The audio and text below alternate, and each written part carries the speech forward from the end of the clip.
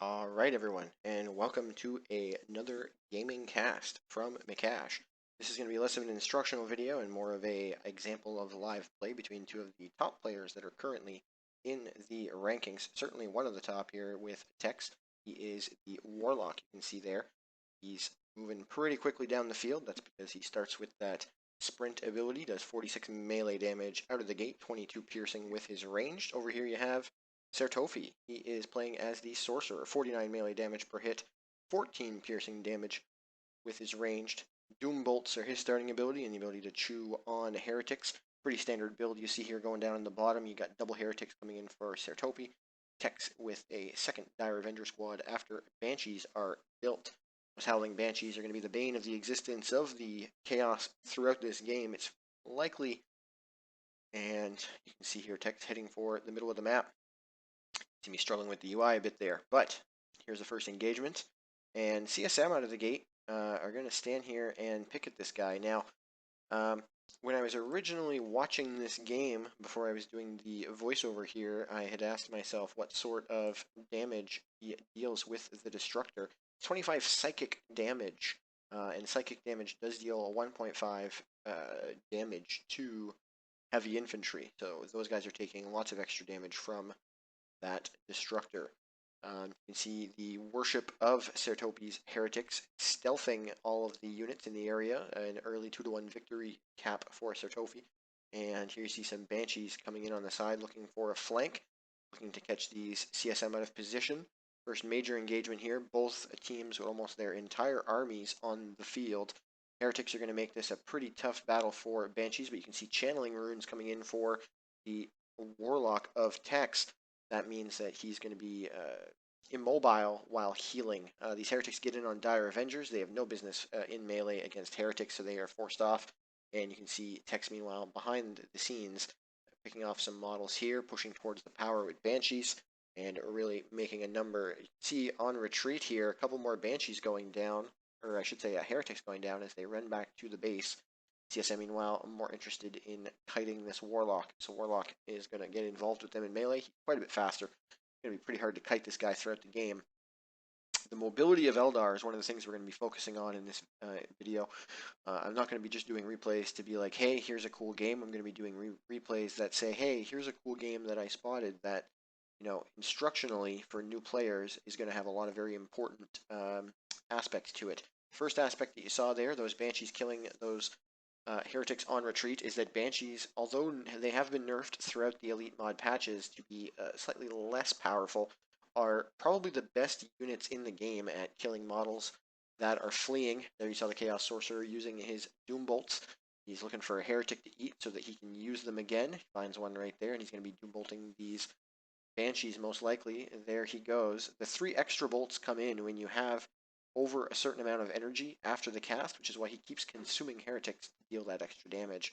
Havocs are the next choice in the tier 1.5 field for Topi, forcing off some units there with that, and Banshees getting their aspect of strength upgrade. So Banshees, as I mentioned, are pretty critical in a battle against the Chaos Forces. Chaos Forces do not do well against Eldar in general. I think it's safe to say there's obviously player skill and all sorts of things to get involved with, but Heretics are the least mobile army, whereas Eldar are the most. I think that's a pretty undisputed point. Sophie really stacking up on units here, going for Noise Marines, while Tex caps up the sides of the map, and Topi looks to put a wedge into the middle. So another thing you're going to see here from Dire Avengers now is that they have their War Gear upgrades, which give them grenades. Aspect of the Avenger, it's called. You can see me mouse over it there briefly. Not only does it give them grenades, but it gives them access to putting up deployable cover, which you'll see a little later on in the match. But right now you can see Heretics getting murdered in the end by the Warlock, although most of the work was done by Banshees and a Destructor. But yeah, you can see this has really split the forces here of Topi. This is a nice flank by Tex. He gets the autocannon in position though, or excuse me, the Havocs with their regular suppression heavy bolter in place to really force off the rest of the army here. Noise Marines help push off the army. And here you can see forcing melee in retreat. The reason that he's doing this is because units take additional damage in retreat, but only from melee. And I shouldn't even really say additional, it's just the regular damage they would take from that melee type, whereas ranged damage is greatly reduced on retreat. But grenades and melee do their maximum damage output. If you watched my instructional video on Chaos, you heard that Noise Marines are excellent at tearing down generators. Here you're going to see proof of that. You're also going to see them tearing down these Dire Avengers. That flame cannon damage type that they have from their noise blasters is very good against grouped up infantry, which is what Dire Avengers usually are. They get quite grouped up in their little blobs, so they're especially bad against this. You can see the power situation for Tex is starting to get a bit dire here, as all 3 gens that he had on his natural were bashed. He does build a new one. Looks like he's going to lose this node here, though, despite the double flank as Banshees and the Warlock split and go in. He's done this really well, though. This choke point play from Sir Topi's excellent. He uses the Dirge Caster of the Noise Marines to knock back the enemies that are within range, and that causes all sorts of problems. Channeling runes going in on these Dire Avengers, and you can see a webway gate getting built here. Those webway gates allow Eldar to traverse the map essentially instantly, giving them that increased mobility I talked about. Now, the Chaos Sorcerer is not normally much of a slouch himself when it comes to mobility. You can get that warp war gear on his armor piece so that he's able to warp around the battlefield. He can also summon units to him, say something that's freshly built or something that you want to get out of danger, and then bring to him. And you can see a really dedicated bash here going down. Players complaining a little bit about lag, but since both of them, no advantage really in that situation. Tex, though, already tier 2 despite this bash. He teched up into it if you were paying attention on the bottom of the screen there during this bash. So he has basically no power income here in tier 2. He's going to be going for some squad leaders, most likely, since he can't afford too much more right now until he pushes off this position here. Sir Topi now going tier 2 himself, getting in all kinds of trouble here with his Sorcerer, but looks like he's going to be able to get out of it. Noise Marine's going to get out of there too. Havoc's realizing that they're pretty much caught alone and not set up, so they've got to get out of there too. Heretics, meanwhile, capping some points. The map is starting to look pretty red in this situation. It's a 3-0 cap right now, and Tex realizes that he's losing in a couple of different fronts here.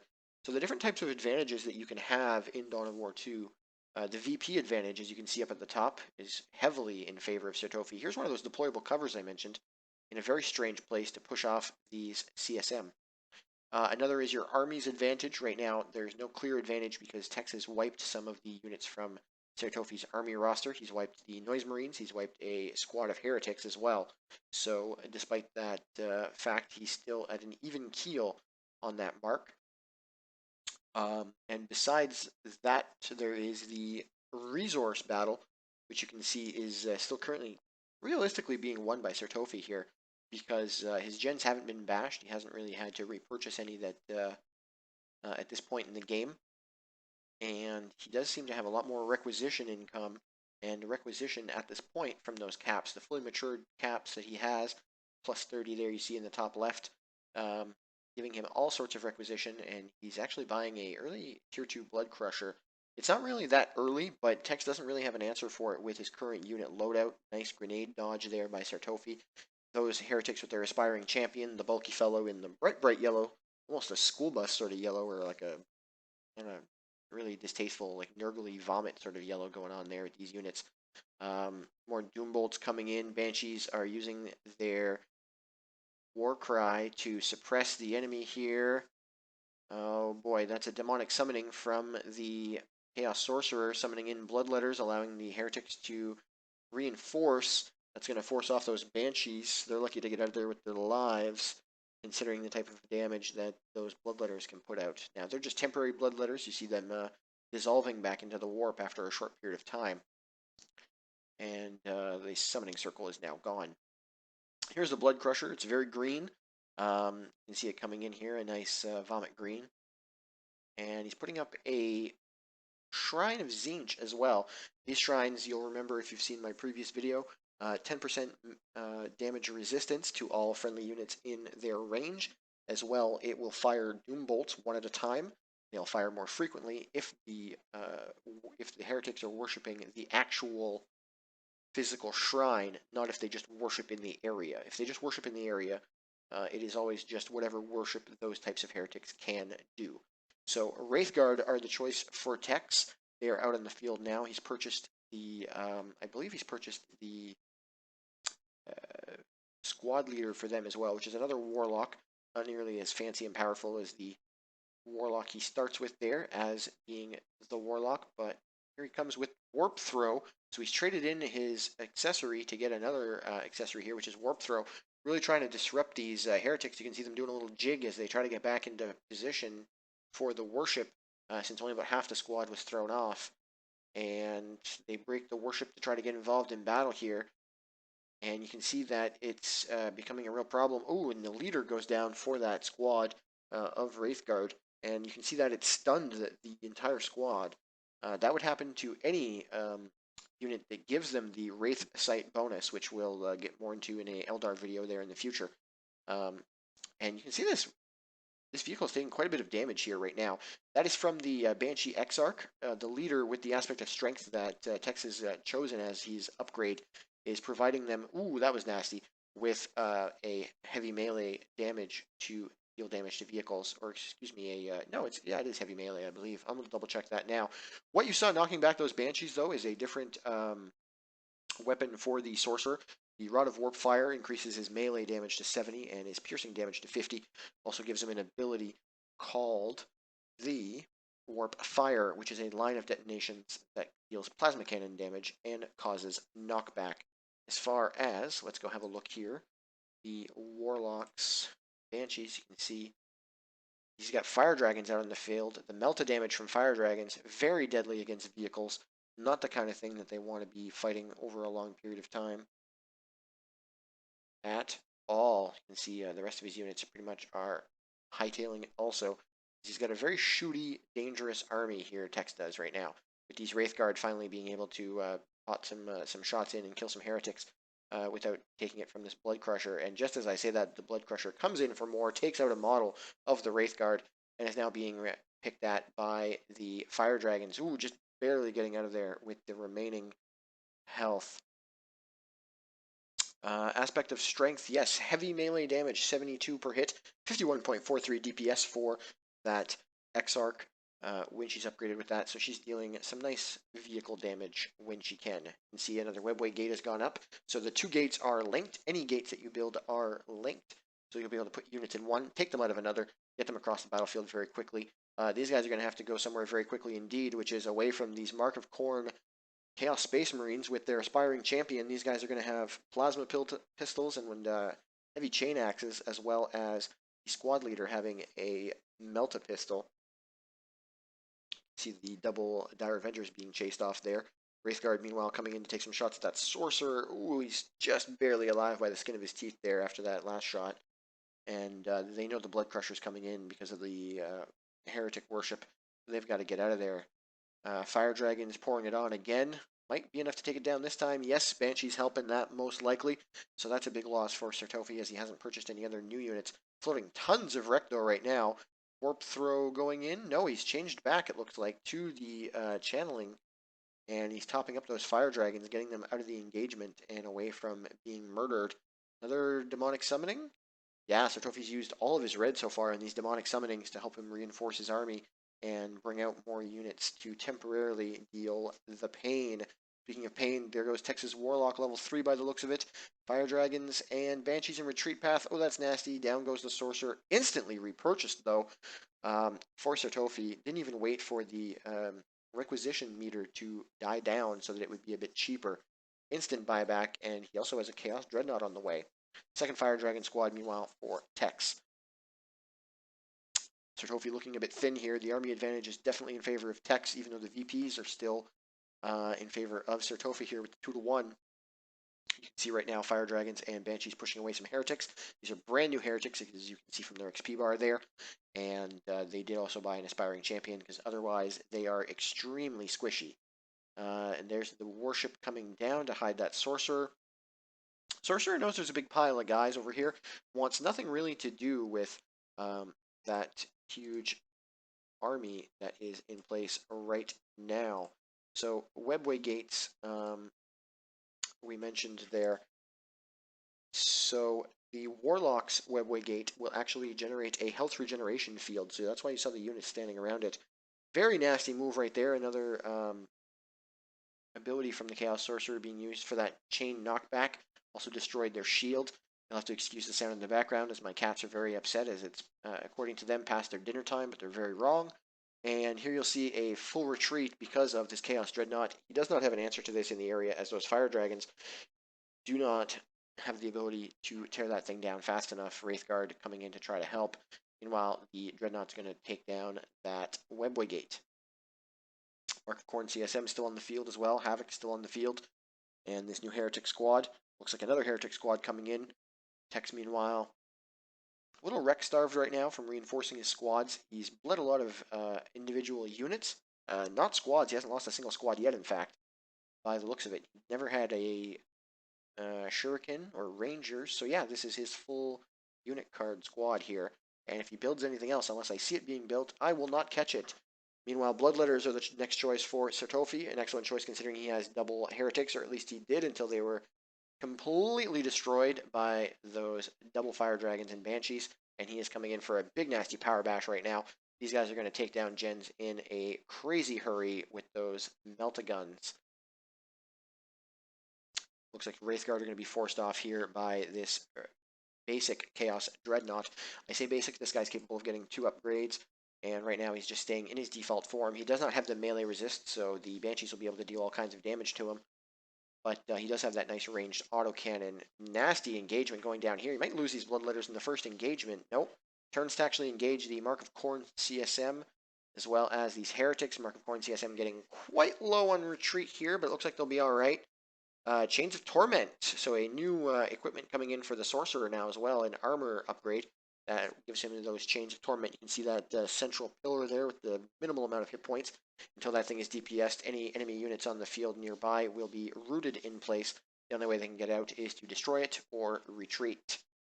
Here you can see Double Dire Avengers trying to get away from that Dreadnought. They want nothing to do with that, and they're going to be decapping and retaking their natural victory point, as Tex had a brief 3-0 and only has 96 VPs left right now, so getting pretty dire for him. Lost his Havoc somewhere there, which I didn't notice. He's repurchasing those and has yet to repurchase his second Heretic squad. He's already gone through, I think, 2, maybe 3. That would be his third Heretic squad, actually, that he's lost in this engagement, or in this match, I should say. Dreadnought being very mean to these Wraithguard returning the favor and forcing him to march out of there. Meanwhile, these Heretics are quite low and don't want to be standing still anywhere near these Wraithguard. Bloodletters in their immune form and walking into worship so they can regain their health and energy. And here you can see setting up an engagement here. Chaos Sorcerer is so good at setting up engagements under his wishes. Oh, he needs to start opening fire with those Havocs, though, in order for this to work out. He's going to lose another squad, maybe? What's being lost there? Oh, those are summoned Bloodletters from another demonic summoning. You can see him being pushed away here. Fire Dragon's turning to try to engage, but he's getting caught up fighting these summoned demons instead of fighting the big nasty Dreadnought that's, shooting at them. Pretty hectic engagement here. Out in the back lines, only now is that Havoc opening fire on units. Banshee's in a tough place. Looks like a full retreat here from Tex, other than his Warlock. Drops a Destructor and then gets out of there himself. Tex bleeding a lot of units in these battles here, but is staying in the fight. He's got a 1-to-1. Looks like he's going to be getting a 2-to-1 here again, with the contested being retaken. New Shrine going up. That'll be the second. There's a new Webway Gate going up over there as well. That would be the 5th squad of Heretics being built right now. So lots of losses on both sides, but Sir Topi's losses are more permanent, and that is the name of the game. In a Dawn of War 2 multiplayer game, if you are losing your entire squads and being forced to repurchase them, chances are your enemy squads then are leveling up and are being that much tougher, which will swing engagements more than likely in your enemy's favor, which is another type of advantage you'll see us discuss. Wow, those were the Mark of Khorne CSM that just went down there? Yes, Dark Flames from the Sorcerer, another global. Manages to catch those double Fire Dragons as well as the Wraithguard. Double Fire Dragons in between a rock and a hard place here with the Dreadnought in between them and where they want to retreat to. And they're just going to keep trying to, I guess, kite. Oh, they were trying to get around these Havocs, I see. Now they're going to try and kite this Dreadnought, but they're in all kinds of trouble. One of those squads, I think, only has 2 units left and is very low. Double Dire Avengers, basically just a distraction at this point to the Chaos Dreadnought. Is he going to warp this thing out of here in time? I don't think he has the red to do it. Going to get in here against the Wraithguard in melee. Oh boy. Meanwhile, Heretics are going to come in against these Double Dire Avengers. Wow. Nice grenade there from Tex. May have been both squads throwing their grenades. Very few Heretics left to tell the tale. And despite that, though, the Dreadnought lives. He's got a lot of repair work ahead of him. Ooh, a nasty destructor to those Heretics there, too. Tex looks like he's going to try to take out this Walker with his Warlock. No. Looks like he's actually going to go apply some more VP pressure to the natural. Going to try and get a cheeky decap before he gets forced off here. And he's actually using the distortion field. You see a little shield around him there. For a moment I thought it was a war gear. But that is actually one of the Warlock's globals. Costing him 75 red. The distort field will reduce the amount of incoming range damage by 50% for 20 seconds. More repairs going in for this guy as the Heretics try to retake the point. Meanwhile, Tex is already retaking the contested. So Topi's really on the back foot here. He's lost a lot. Thought about buying some CSM just there, but decided against it. It probably wouldn't be a bad idea. More Doom Bolts coming in here.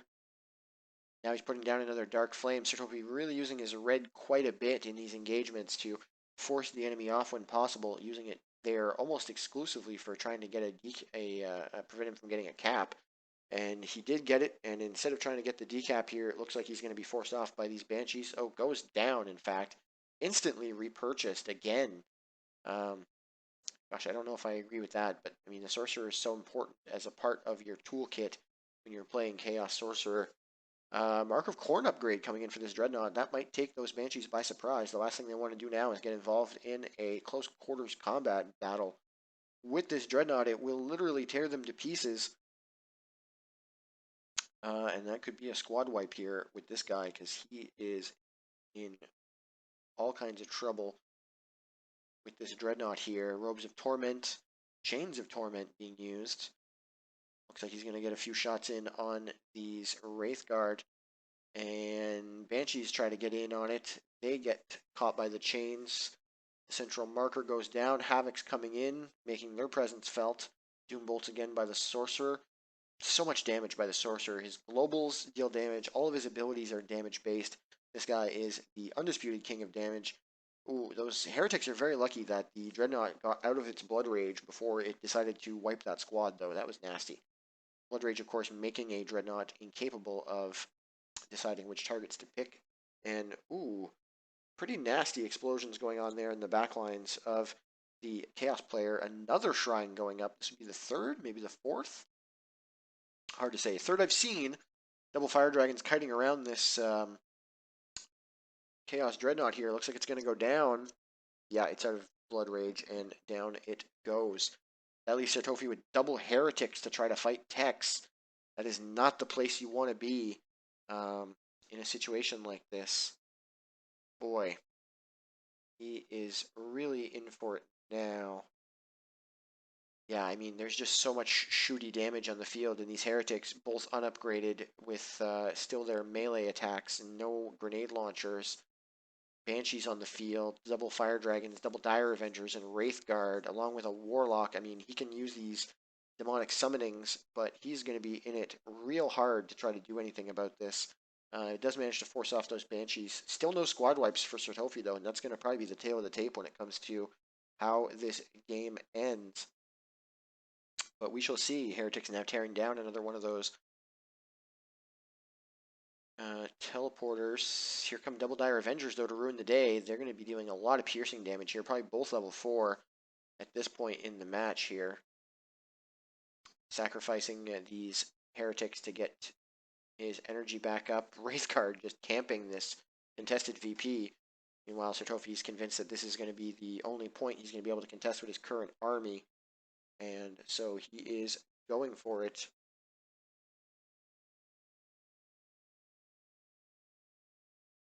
Yeah, there he goes again. Another shrine. Actually, this will be the fourth. The third is actually still up, and now a fourth being built. It is an infantry army for Tex, so these doom bolts could deal all kinds of damage. But his army is usually not standing very still, so that could be a problem going forward here. I mentioned before that these were some of the higher position players. I did just look, and as of today, the 10th of March, Sir Topi is actually 33rd, while Tex is 2nd. Big engagement here going down. Heretics have to get out of there, or they're going to die. Both Heretic squads very close to dying, in fact. Banshees and the double fire dragons moving in to try to take out these shrines. Chaos Sorcerer sort of being left alone here, now being focused by the Banshees. And, ooh, nasty grenades going in on a late Havoc squad, which could wipe on retreat here, taking a lot of piercing damage, but it looks like they're going to get it out of there. The global for the increased speed being used by Tex here. Boy, Chaos Sorcerer is in a really tough spot now. You got to think this is pretty much GG outside of some excellent capping or some very surprising squad wipes here. Tex has saved up quite a bit of red. Could maybe throw down an Eldritch, not that he needs to, considering the army composition of Sir Topi right now. Down goes the other shrine. And you can see Tex is starting to recap these portions of the map. He's got a 2-0. Going to be a 3-0 here shortly. Webway gates and moving about the field, as well as timely squad wipes, have been the tale of the tape. These Heretics level 1, when you're repurchasing squads this late in the game, you know you're going to be in some trouble. Looking to put up another shrine here. Really doesn't have the time for this, but units are capping. He still hasn't reinforced those Havocs. Dire Avengers poking away at these Heretics as they get the decap. So 1-0, grenades going in. Take a model, dealing some additional damage. Doesn't look like it's going to be enough though, and the game goes to Tex. So as I mentioned, this is a prime example of the differences there. You can see the equipment that is currently being employed by the heroes. It's a prime example of the differences between the speed and mobility of the Eldar versus the more static and sort of tricky nature of that Sorcerer. So here you can see all the stuff that happened during the game, commander levels and such. I'll be doing some other casts like this one, but as far as the next time, I'll be doing an instructional on an entire race, hoping to get one done before the end of the month. Unfortunately, I'm actually moving right now, which is a complicated procedure for someone with as much crap and animals as I have, so hopefully we'll be doing more of those in the near future. Right now, these shorter games and recaps are probably going to be the way to go for me. As usual, at the end of the video, you will see how you can contact me if you have any questions. If you have any matches you'd like me to air, please feel free to contact me and let me know about them. If they're on the ESL, I'll be happy to get them from there. Otherwise, send me the links. That is all. Until the next time you wish to get involved in the Eternal War, I am Mikash, and enjoy yourself out there.